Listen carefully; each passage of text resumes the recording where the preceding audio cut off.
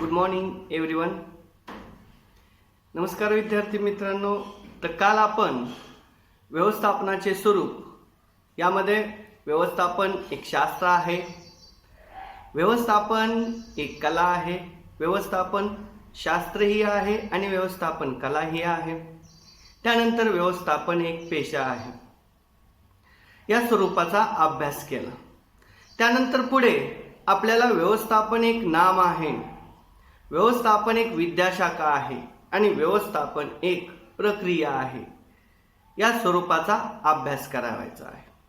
तर प्रथमतः तर व्यवस्थापन एक नाम आहे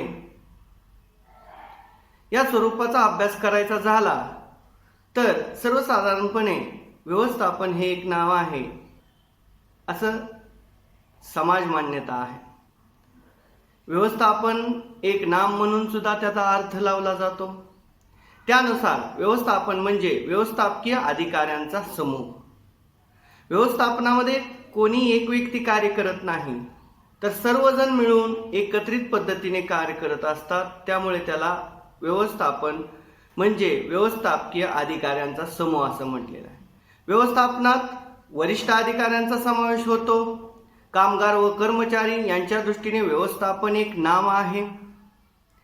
व्यवस्थापनामध्ये वेगवेगळ्या अधिकारी वर्गाचा समावेश होतो आणि त्यानुसार कामगार आणि व्यवस्थापन या दृष्टीने व्यवस्थापन एक नाम आहे.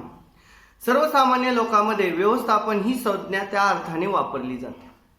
सर्वसाधारण समाजामध्ये व्यवस्थापन हे एक नाम आहे असं समजलं जातं. व्यवस्थापन शास्त्राच्या पातळीमध्ये किंवा व्यवस्थापन पातळ्यांमध्ये व्यवस्थापनाच्या प्रमुख 3 पातळ्या आहेत. त्यामध्ये वरिष्ठ व्यवस्थापन पातळी, कनिष्ठ व्यवस्थापन पातळी आणि मध्यम व्यवस्थापन पातळी अशा पातळ्या पाळल्या जातात आणि त्यानुसार व्यवस्थापनाचे कार्य ह्या पातळ्यांच्या साखळीप्रमाणे केलं जातं. वरून खालच्या दिशेने वेगवेगळे कार्य केली जातात. म्हणजेच यामध्ये जे संचालक असतील किंवा व्यवसायाचे मालक असतील ते व्यवसायामध्ये उद्दिष्ट साध्य करण्याचं कार्य करतात किंवा उद्दिष्ट ठरवण्याचं कार्य करतात. आणि त्यानंतर मध्यम पातळीमध्ये वेगवेगळ्या विभागाचे विभाग प्रमुख त्या उद्दिष्टांची अंमलबजावणी करण्यासाठी कार्य करतात आणि प्रत्यक्ष कार्य कनिष्ठ कर्मचाऱ्यांकडून केलं जातं. म्हणजे व्यवस्थापन हे 3 पातळ्यांमधून चालत असतं. त्यामुळे त्याला व्यवस्थापन एक नाम असं आपण म्हणू शकतो. थोडक्यात व्यवस्थापन एक नाम म्हणून त्याचा अर्थ लावण्यात येतो, कारण व्यवस्थापनाला स्वतःचं असं स्वतंत्र नाव आहे. व्यवस्थापन त्यानुसार व्यवस्थापन हे एक नाम आहे असं आपण म्हणू शकतो, कारण सर्व कर्मचाऱ्यांचा किंवा अधिकाऱ्यांचा समूह म्हणजे व्यवस्थापन असतो आणि व्यवस्थापन आणि कर्मचारी यांच्या दृष्टीने सुद्धा व्यवस्थापन एक नाव आहे असं समजण्यात येतं. त्यानंतर विद्यार्थी मित्रांनो, आपल्याला दुसरं स्वरूप पाहायचं आहे ते म्हणजे व्यवस्थापन एक विद्याशाखा. बघा, विद्याशाखा म्हणजे व्यवस्थापनाला स्वतःचं असं स्वतंत्र अस्तित्व आहे. जसं की मराठी भाषा आहे, मराठीला स्वतःचं असं स्वतंत्र अस्तित्व आहे. त्याचबरोबर हिंदी आहे, हिंदीला स्वतःचं असं स्वतंत्र अस्तित्व आहे. त्याचबरोबर इंग्लिश आहे, उर्दू आहे, कन्नड आहे. प्रत्येक भाषेला जसं स्वतःचं स्वतंत्र अस्तित्व आहे, जसं की शास्त्राला स्वतःचं स्वतंत्र अस्तित्व आहे, विज्ञान हे स्वतंत्र विषय शिकवले जातात, स्वतंत्र विद्याशाखा समजली जाते. त्याचबरोबर व्यवस्थापन सुद्धा व्यवस्थापनाला सुद्धा स्वतःचे स्वतंत्र अस्तित्व आहे. शैक्षणिक क्षेत्रामध्ये हे एक विद्याशाखा म्हणून समजली जाते. आपल्या देशासह अनेक देशामध्ये महाविद्यालयीन स्तरावर व्यवस्थापनाबाबतचे विषय शिकवले जातात.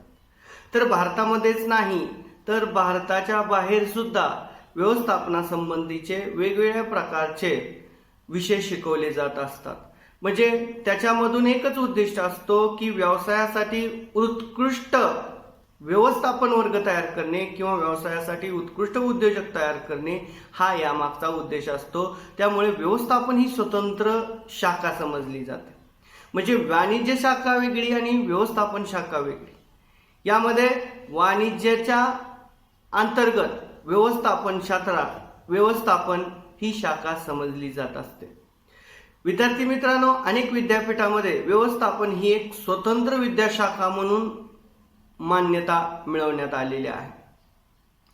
त्या अंतर्गत म्हणजे व्यवस्थापन ही एक स्वतंत्र विद्याशाखा आहे आणि त्या अंतर्गत वेगवेगळ्या प्रकारचे विषय शिकवले जातात की जे विषय व्यवस्थापकाला किंवा भावी उद्योजकाला त्यातून चांगल्या प्रकारचं मार्गदर्शन मिळावं अशा प्रकारचे विषय त्यामध्ये शिकवले जातात. त्यामध्ये उत्पादन याबाबतचं मार्गदर्शन केलं जातं, विपणन याबाबतचं मार्गदर्शन केलं जातं, वित्त याबाबतचं मार्गदर्शन केलं जातं आणि कर्मचारी असे प्रमुख 4 विषय यामध्ये या विद्याशाखामध्ये शिकवले जातात. म्हणून व्यवस्थापनाला एक स्वतंत्र विद्याशाखा समजली जाते. त्याचबरोबर विद्यार्थी मित्रांनो, पदवी तरावर म्हणजे बॅचलर डिग्रीमध्ये BBA bachelor of business administration यामध्ये व्यवस्थापनाचे विषय शिकवले जातात. त्याचबरोबर PG मध्ये पदव्युत्तर स्तरामध्ये MBA master of business administration यामध्ये सुद्धा विषय शिकवले जातात. म्हणजे उद्योग आणि व्यापार या क्षेत्रासाठी कुशल व प्रशिक्षण वर्ग तयार करणे हे प्रमुख कार्य या विद्याशाखेचं असतं. त्यामुळे व्यवस्थापन ही एक विद्याशाखा आहे. जसे की बाकीच्या विषयांना एक स्वतःचं अस्तित्व आहे, त्याच पद्धतीनं स्वतःचं स्वतंत्र अस्तित्व हे व्यवस्थापनाला सुद्धा आहे. त्यामुळे व्यवस्थापन एक विद्याशाखा आहे, ती स्वतंत्र आहे आणि तिला स्वतःचं स्वतंत्र अस्तित्व आहे. त्याचं प्रमुख कार्य कोणतं असेल तर तिचं प्रमुख उद्दिष्ट आहे व्यापार आणि उद्योग क्षेत्रासाठी कुशल व प्रशिक्षण वर्ग तयार करणे हे या शाखेचं मुख्य कार्य समजलं जातं. तर विद्यार्थी मित्रांनो, व्यवस्थापन एक नाव आहे आणि व्यवस्थापन एक विद्याशाखा आहे. ह्या स्वरूपाचा आपण अभ्यास केला. त्यानंतरचं शेवटचं आणि 7वं स्वरूप म्हणजे व्यवस्थापन एक प्रक्रिया. तर विद्यार्थी मित्रांनो, व्यवस्थापन ही एक प्रक्रिया आहे. व्यावसायिक क्षेत्रामध्ये व्यवस्थापन ही प्रक्रिया आहे असं मानलं जातं. त्यामध्ये नियोजन करणे, संघटन करणे, कर्मचारी नियुक्ती करणे, निर्देशन करणे, नियंत्रण करणे इत्यादी कार्य करावी लागतात. व्यवसायाची उद्दिष्टे प्राप्त करण्यासाठी नियोजित प्रयत्न करावे लागतात. हे नियोजित प्रयत्न म्हणजे व्यवस्थापनाची प्रक्रिया आहे. बघा, व्यवस्थापन ही प्रक्रिया, यामध्ये व्यवस्थापन ही एक प्रक्रिया आहे, त्याला समाज मान्यता आहे. यामध्ये कर्मचारी नियुक्ती, नियोजन, संघटन, समन्वय, नियंत्रण अशी व्यवस्थापनाची वेगवेगळी कार्य करावी लागतात.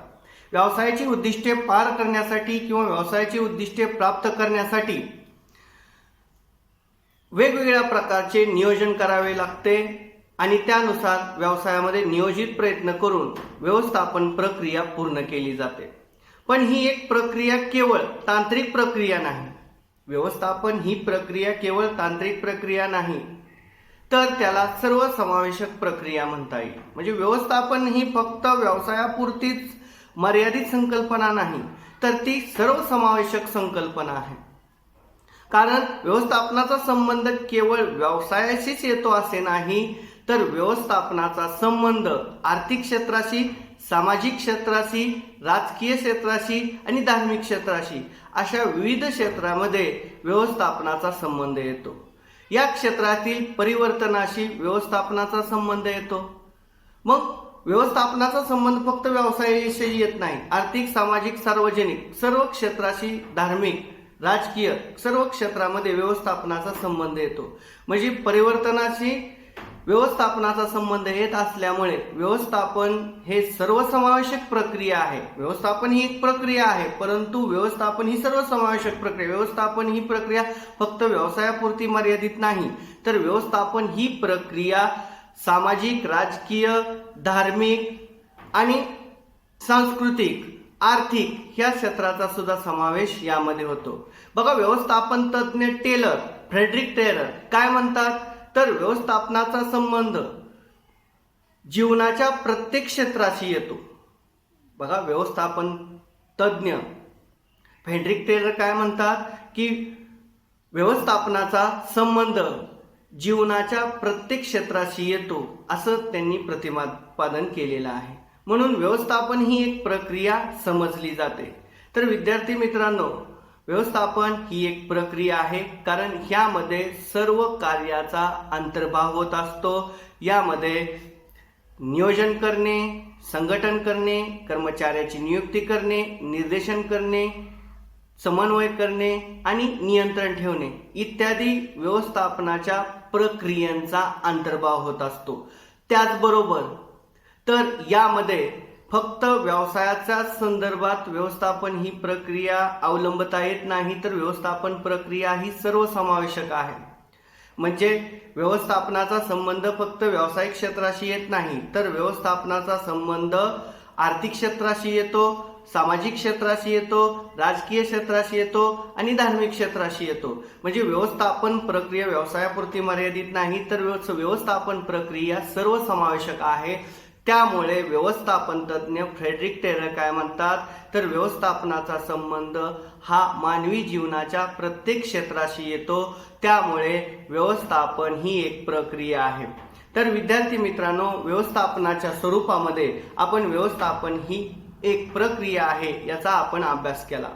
तर आता ह्याच्यावर प्रश्न कसा विचारला जातो, तर बऱ्याचशा वेळेला शॉर्ट नोटमध्ये फक्त 7 मार्कासाठी तुम्हाला व्यवस्थापन स्वरूप विचारलं जातं. कधी कधी यामध्ये काय विचारलं जातं, टिपासाठी व्यवस्थापन शास्त्र 7 मार्क्ससाठी विचारलं जातं. कधी कधी काय विचारलं जातं, व्यवस्थापन शास्त्र आणि कलाही आहे 7 मार्क्ससाठी.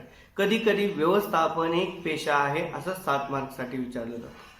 तर 14 मार्कासाठी प्रश्न विचारायचा झाला तर विद्यार्थी मित्रांनो, ह्याच्यावर प्रश्न 14 मार्क्ससाठी कसा विचारला जातो, तर व्यवस्थापन म्हणजे काय सांगून व्यवस्थापनाचे स्वरूप सविस्तर स्पष्ट करा. तर यामध्ये तुम्हाला पहिल्यांदा व्यवस्थापनाचं प्रस्तावना लिहावी लागणार आहे. 14 मार्काच्या क्वेश्चनसाठी दीर्घोत्तरासाठी हा प्रश्न विचारला जातो. त्यानंतर यामध्ये तुम्हाला व्यवस्थापनाची व्याख्या सांगावी लागेल. इतरांकडून कार्य करून घेण्याची कला म्हणजे व्यवस्थापन. त्यानंतर तुम्हाला यामध्ये व्यवस्थापनाचे स्वरूप एकाखाली एक तर तुम्ही त्याच्यामध्ये वेगवेगळ्या प्रकारचे स्ट्रक्चर करा किंवा तुम्ही त्याला स्केलमध्ये पायऱ्याने लिहा. म्हणजे यामध्ये पहिल्यांदा लिहा तुम्ही व्यवस्थापन एक शास्त्र आहे, व्यवस्थापन शास्त्र पण आहे आणि व्यवस्थापन काय आहे, कला पण आहे. त्यानंतर व्यवस्थापन पेशा आहे. त्यानंतर व्यवस्थापन एक नाम आहे.